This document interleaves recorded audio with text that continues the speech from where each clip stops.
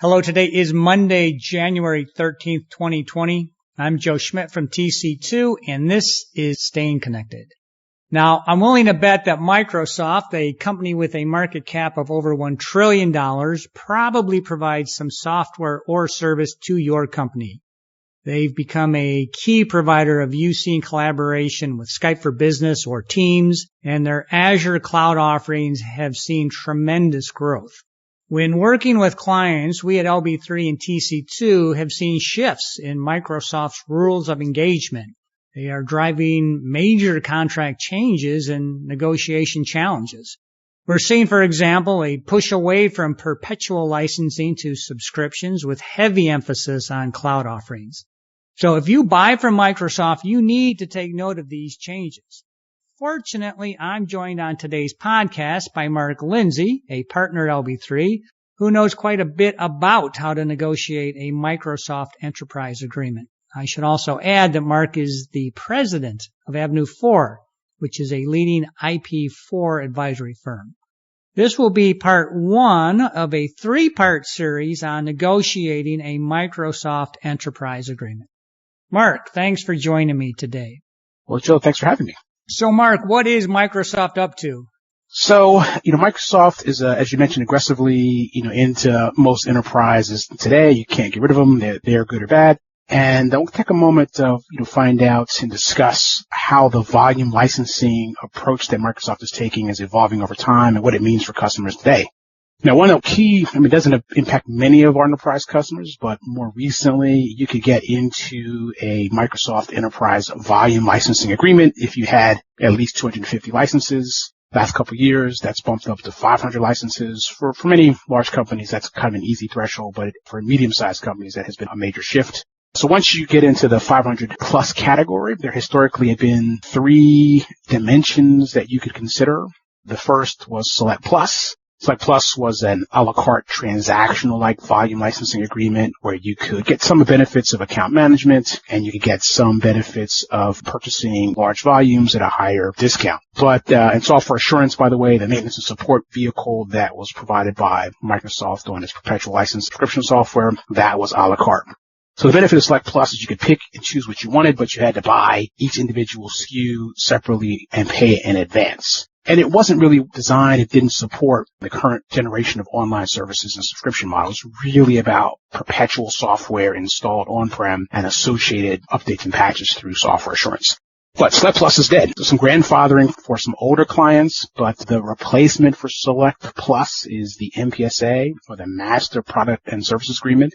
And it looks very much like the Select Plus, but the difference is it's kind of redesigned to allow for acquisition and purchase of subscription software as well as online services. There's no payment commitments. You do have to buy it through a reseller. You can't go direct to Microsoft, which can be a plus and not having the extra layer of negotiation. But the volume discounts you get, Microsoft is steering people towards subscription online services and enterprise commitments. So the discounts you get in Select Plus are better than kind of going small volume, but they're still not the best for a given portfolio of software and support that you get from Microsoft. But it gives the customer a lot of flexibility to decide what software assurances they want to get, where they want subscription, where they want enterprise. The next tier you can get is an enterprise agreement. If you don't want to do a la carte purchasing, you can do an enterprise agreement. And that's really where Microsoft puts all its sweetest deals and really motivating customers to go in that route. In an enterprise agreement, you can go direct with Microsoft. So instead of having to go through a Microsoft reseller, you can get an account team and lead desk to actually work with you directly so you can eliminate that extra layer of negotiation. Not that Microsoft is easy to negotiate with, but at least you can eliminate one insulating impediment to getting to the real decision makers. The real difference between an enterprise agreement and a Select Plus is an enterprise agreement is really think about it as a 3-year commitment. You are looking at a forecast of your consumption of your portfolio of Microsoft products, and you're paying for 3 years worth of purchase. And that purchase can be both perpetual licenses, it includes software assurance, it can include subscription, it can include online services. So you're buying based on a 3-year forecast. You're then paying that in installments. The typical installment mechanism is an annual installment, so you pay your EA price once at the beginning of each of the term years. Microsoft will make that, smooth that out for you if you like. You can pay quarterly. Typically, they'll do that for larger customers without attaching any financing charges, but you can do something like quarterly. I've even seen some EAs that pay out monthly, but that gets to be a bit of a hassle. But these are flat installment payments, whether they're monthly, quarterly, or annually. The default is annual, but you can ask for a more frequent payment cycle. Now, the benefit of that lock-in, that commitment for 3 years from the customer's perspective is that you get deeper discounts. You can sometimes see upwards of 45% better pricing on a unit basis over which you get an MPSA. So if you did an enterprise agreement, Microsoft will sweeten the deal and give you up to 45%. You're doing the same purchase on an MPSA basis. Well, that depends on how good your volume deal is under an MPSA. We've seen some incremental pricing that hasn't been that sweet, but generally speaking, 15 to 45% better pricing in an enterprise agreement than you get in a similar MPSA, same volume. Software assurance is automatically included. That's good or bad thing. Software assurance is not inexpensive, but in an enterprise agreement, it's automatically included in the pricing.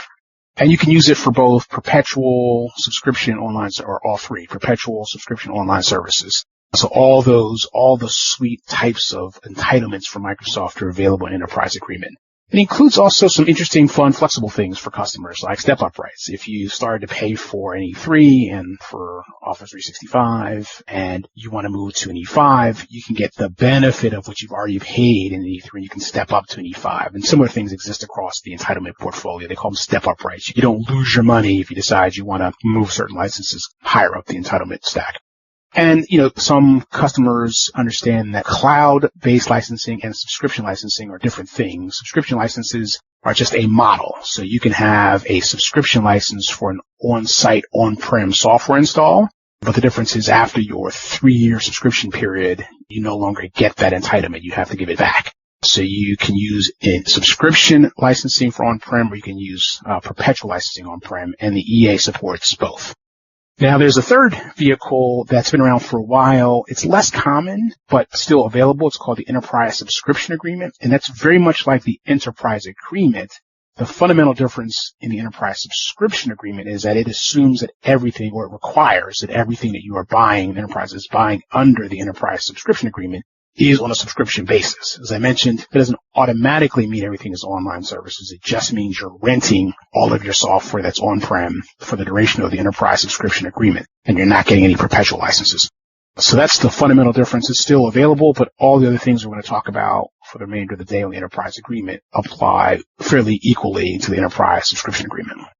Thank you, Mark. Stay tuned for part 2 of this 3-part podcast series. In the meantime, if you do have other ICT lifecycle questions, you can contact Mark, me, or any of our LB3 and TC2 colleagues by giving us a call or sending us an email. You can also stay current by subscribing to Staying Connected, taking a look at our new websites, or follow us on LinkedIn.